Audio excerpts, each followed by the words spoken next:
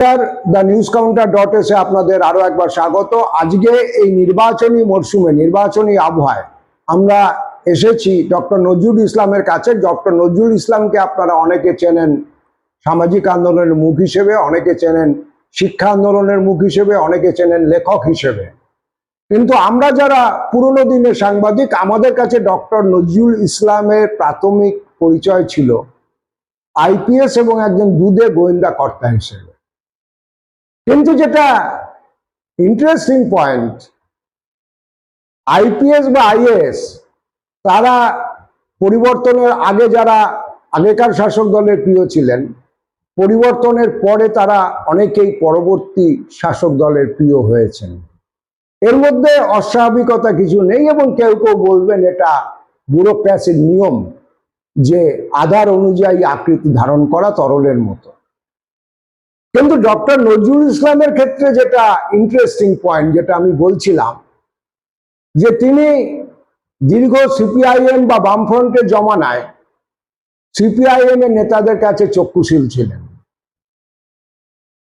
এবং এটা একটা ব্যতিক্রম, অন্তত পুলিশ মহলে খুব ব্যতিক্রম। ডক্টর নজরুল ইসলামের বই আছে ইংরাজিতে, how CPIM government harassed an honest IPS officer. একজন সৎ আইপিএস অফিসারকে সিপিআইএম নেতৃত্ব কিভাবে হ্যারাস করেছেন। এই নজরুল ইসলামকে মমতা বন্দ্যোপাধ্যায় তখনও দেয়ালে দেয়ালে কাট আউট, সততার প্রতিমূর্তি মমতা বন্দ্যোপাধ্যায়কে সমর্থন করুন, ওই কাট আউটগুলো এখন অবশ্য নেই।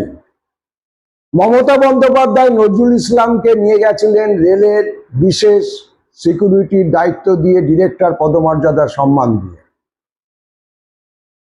তারপর খুব দ্রুত নজরুল ইসলামকে আবার বই লিখতে হয়েছে মমতা বন্দ্যোপাধ্যায় কতটা অসৎ তার ধারা বিবরণী দিয়ে। বইটির নাম আনমাস্কিং মমতা বন্দ্যোপাধ্যায়। কলকাতার কোনো প্রকাশক স্বাভাবিকভাবেই নজরুল সাহেব পাননি, দিল্লি থেকে তাকে বইটা ছাপাতে হয়েছে। আর একমাত্র কলকাতায় বইটা বইমেলায় পাওয়া যায় যখন নজরুল ইসলাম নিজে তার বসন্তপুর এডুকেশন সোসাইটি স্টল দিয়ে বসেন। অন্য কোথাও কোনো কাউন্টারে বইটা রাখার সাহস বা সৎসাহস বা দুঃসাহস কোনোটাই হয় না। এহেন নজরুল ইসলাম, তার কাছে আমরা এবার এসেছি এই বিধানসভা নির্বাচন এবং দুই রাজনৈতিক শক্তি যাদের দুটো আমলে তিনি সার্ভ করেছেন আইপিএস অফিসার হিসেবে, তাদের সম্পর্কে তার মূল্যায়ন জানার জন্য। সুতরাং সময় নষ্ট না করে আমরা সরাসরি চলে যাই ডক্টর নজরুল ইসলামের কাছে। ডক্টর নজরুল ইসলাম, আপনাকে অনেক অনেক স্বাগত আমাদের দ্য নিউজ কাউন্টার.এস এর আজকের অধিবেশনে। আমি সরাসরি যে প্রশ্নটায় চলে যাচ্ছি, আপনি দুটো রাজনৈতিক জমানাতেই সার্ভ করেছেন কার্যত, এবং মমতা ব্যানার্জি যখন 2011-তে পরিবর্তনের ভোটে ক্ষমতায় এসেছেন, তখন আপনি তারও বিশেষ উপদেষ্টা হিসেবে তার কেন্দ্রীয় দপ্তরে গিয়েছিলেন। আমি যদি আপনাকে বুলেট পয়েন্টে জিজ্ঞেস করি যে বামফ্রন্ট বা সিপিআইএম রেজিম, যার সঙ্গে আপনাদের কার্যকালে আপনার সম্পর্ক অত্যন্ত তিক্ত হয়েছিল, আর এই তৃণমূল কংগ্রেসের 15 বছর, এটাও আপনি সম্পূর্ণভাবে দেখলেন, কিছু অল্প কিছুদিনের জন্য ইনসাইডার, বাকিটা আউটসাইডার হিসেবে। আপনাকে যদি দুটো রেজিমের তুলনা করতে বলি, আপনার দাঁড়িপাল্লার মূল্যায়ন কি দাঁড়াবে? দেখুন, বামপন্থীর সময় বামপন্থীদের কথা মতো কাজ না করলে তারা অসন্তুষ্ট হতেন এবং ভালো পথ দিতেন না। কিন্তু তাদের একটা কাঠামো ছিল, কিছু নিয়ম কানুন মেনে চলতেন, ফলে তাদের সরকারের কাছে বা পার্টির লোকের কাছে কিছু অভিযোগ করলে সেগুলো নিয়ে তদন্ত হতো এবং ব্যবস্থা নেওয়া হতো। যেমন ধরুন, আমার প্রথম পোস্ট ছিল বোলপুরে, সেখানে আমি তৎকালীন শাসক দলের একজন এমএলএ এবং এমপি ছেলেকে গ্রেপ্তার করেছিলাম। আমার ওখানে পোস্টিং এর 1 মাসের আগে ওখান থেকে বদলি হয়ে গেছিল, কিন্তু পার্টি এনকোয়ারি করে সে এমএলএ কে দোষী সাব্যস্ত করেছিল এবং তারপর তখন আমাকে অন্য জায়গায় পোস্টিং দেওয়ার কথা তারা ভেবেছিল। তৃণমূল জমানায় এটা ভাবনার কোনো স্কোপই নাই, কারণ মমতা ব্যানার্জি কোন রকম নিয়ম কানুন মানেন না এবং যে কোনো রকম অন্যায় কাজ, পাপ কাজ করতে ওনার কোনো হাত কাঁপে না। যেমন আমি উদাহরণ দিয়ে বলছি, মমতা ব্যানার্জি আমাকে নিজে থেকে ফোন করে দিল্লিতে ডেপুটেশনে নিয়ে গিয়েছিলেন, যেহেতু রাজ্য সরকার ছেড়ে দিয়েছিল, আমাদের তো চাকরি হচ্ছে অল ইন্ডিয়া সার্ভিস, আমি কেন্দ্রীয় সরকারের অধীনে কাজ করতে বাধ্য, রাজ্য সরকারের অধীনেও কাজ করতে বাধ্য। মমতা ব্যানার্জি চাইলেন, রাজ্য সরকার ছেড়ে দিলেন, কেন্দ্রীয় সরকার রাজি হলেন, আমাকে মমতা ব্যানার্জির কাছে যেতে হলো। কিন্তু মমতা ব্যানার্জির যে মানে বিশাল দুর্নীতির ব্যাপার আমি ওখানে দেখলাম, আমি সেটা বিরোধিতা করতে গিয়ে মমতা ব্যানার্জির সঙ্গে আমার সম্পর্ক খারাপ হয়ে গেল। এই যে দুর্নীতি প্রমাণ সমেত আনমাস্কিং মমতা ব্যানার্জি বলে একটা বই বাজারে এখন পাওয়া যায়, এটা কলকাতার কেউ ছাপতে বা বিক্রি করতে সাহস করেনি, দিল্লি থেকে বেরিয়েছে। এখানে বইটা এখনো পাওয়া যায় না বিক্রিতে, একমাত্র বইমেলার সময় আমার স্টলে আমি কিছু নিয়ে আসি।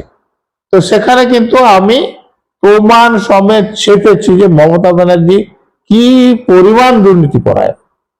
তো স্বাভাবিকভাবে মমতা ব্যানার্জি আমার উপর খুবই অসন্তুষ্ট ছিলেন। উনি যখন এখানে জিতে মুখ্যমন্ত্রী হন, কেন্দ্রীয় সরকার কাছ থেকে আমার যতদূর মনে আছে উনি 20 মে মুখ্যমন্ত্রী হিসেবে শপথ নেন, আর 25শে মে আমাকে ফেরত আনার জন্য চিঠি লেখেন, আমাকে খুব গুরুত্বপূর্ণ পদে বসানোর জন্য চিঠি লেখেন। কিন্তু আমি যখন এখানে আসি, গুরুত্বপূর্ণ পদ তো দূরের কথা, আমাকে কম্পালসারি ওয়েটিং এ বসিয়ে রাখা হয়, অর্থাৎ যতটা পারা যায় হ্যারাস করা হয়। এবং তারপরেও যেটা করা হয়, যখন আমি সিনিয়র মোস্ট ডিজি অর্থাৎ আমি ডিজি হব, তখন কিন্তু আমাকে ডিজি পদ থেকে বঞ্চিত করার জন্য আমার বইয়ের লেখা জাল করে, সুপ্রিম কোর্টের রায় জাল করে আমার বিরুদ্ধে প্রসিডিং করেন, যাতে আমি ডিজি পদটা থেকে আমাকে বঞ্চিত করে দিয়েছেন। পেনশনটা বঞ্চিত করতে চেয়েছিলেন, কিন্তু আমি ক্যাটে, হাইকোর্টে, সুপ্রিম কোর্টে মামলা করে পেনশনটা আমি রক্ষা করতে পেরেছি এবং সেটার শেষ রায় হয়েছে এই বছরই 12 জানুয়ারি ক্যাটে, যে মমতা ব্যানার্জি যা করেছিলেন সে পুরোটা ক্যাট বাতিল করে দিয়েছে। এখন নজরুল ভাই, আমার একটা প্রশ্ন, যে ডিজি পদ থেকে আপনাকে হতে দিলেন না বুঝলাম, তার জন্য যা যা করার উনি করলেন, কিন্তু বিষয়টা যেটা আমার কাছে লাগছে, উনি পেনশনটা পর্যন্ত আটকাতে গেলেন, এতটা ওনার আপনার সম্পর্কে বিরূপতার কারণটা কি? সেটার কারণ হচ্ছে ওই যে আমি ওনার দুর্নীতির বিরুদ্ধে বলেছিলাম একদম ওনার ঘরে ঢুকে সামনাসামনি, যে আপনি ঘুষ খাবেন কিনা সেটা আপনার ব্যাপার, কিন্তু আমার নাম ঘুষের সঙ্গে জড়ানো যাবে না।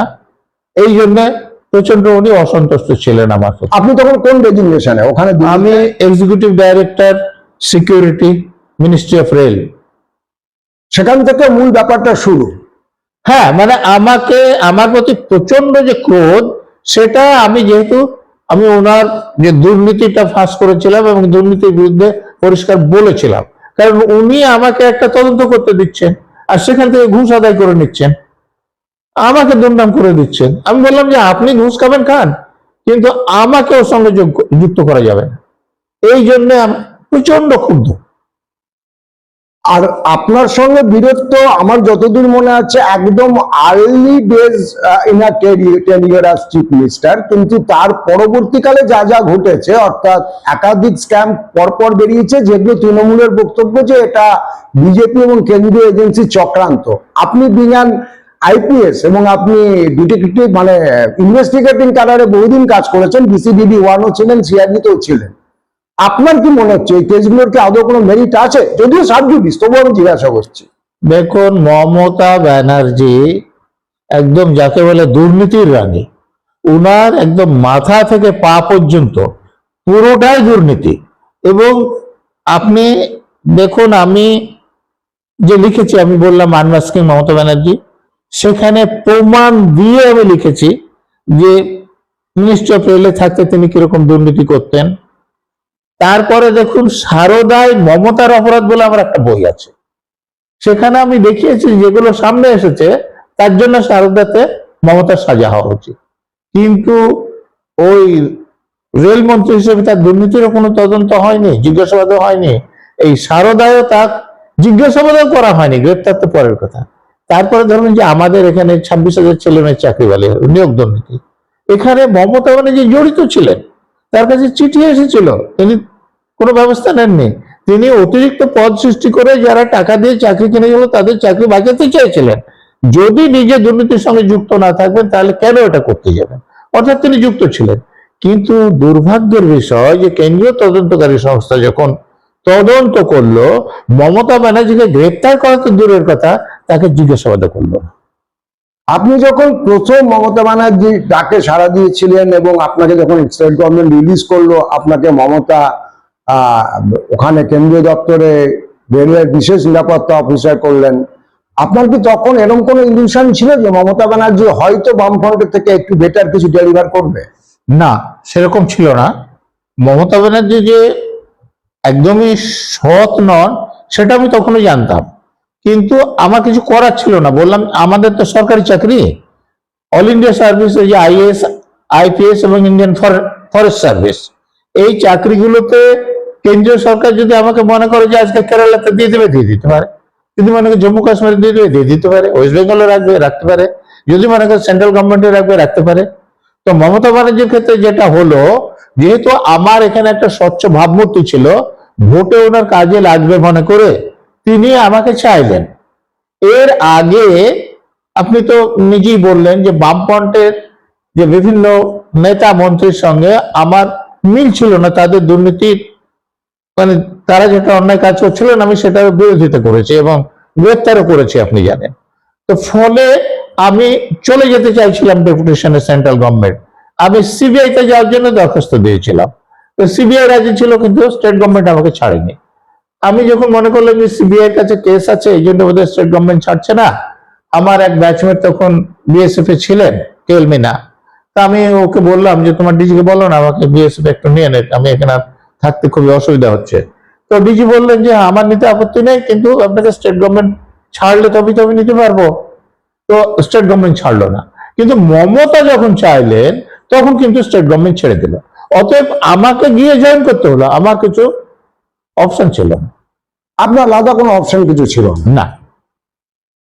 আর আমি আমার শেষ জায়গাতে আসবো যে এটাতে আর একটা নির্বাচন আসছে, আপনি তো ডোমকলের মানুষ বেসিক্যালি, হ্যাঁ, এবং আপনার যে সামাজিক কাজকর্ম একটা বড় বসন্তপুর এডুকেশন সোসাইটি এবং অন্যান্য যা তৎপরতা ডোমকল জুড়ে, ডোমকলে যদি আপনি ভোটার, আপনি কি ডোমকলের ভোটার? আমি ডোমকলের ভোটার। তো আপনার যদি অসুবিধা না থাকে আমি জানতে চাইছি যে আপনার মনে হয় কাদের ওখানে জয়ের সম্ভাবনা বেশি?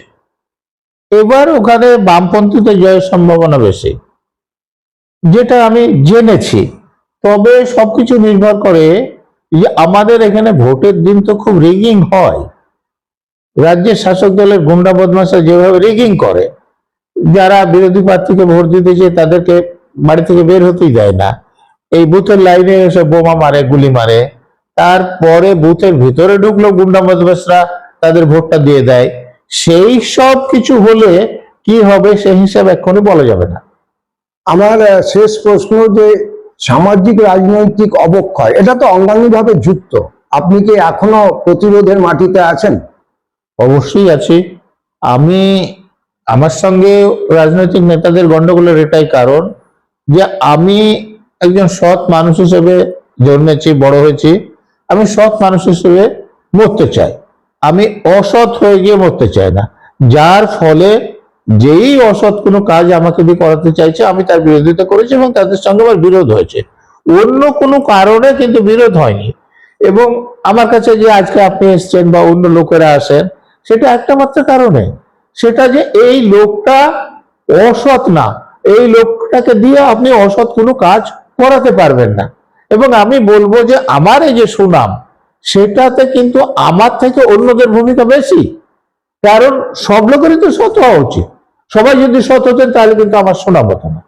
অনেক লোকে অসৎ হয়ে গিয়েছেন, আমি সৎ আছি বলে আমার সুনাম হয়েছে। অনেক ধন্যবাদ আমাদের সঙ্গে কথা বলবার জন্য।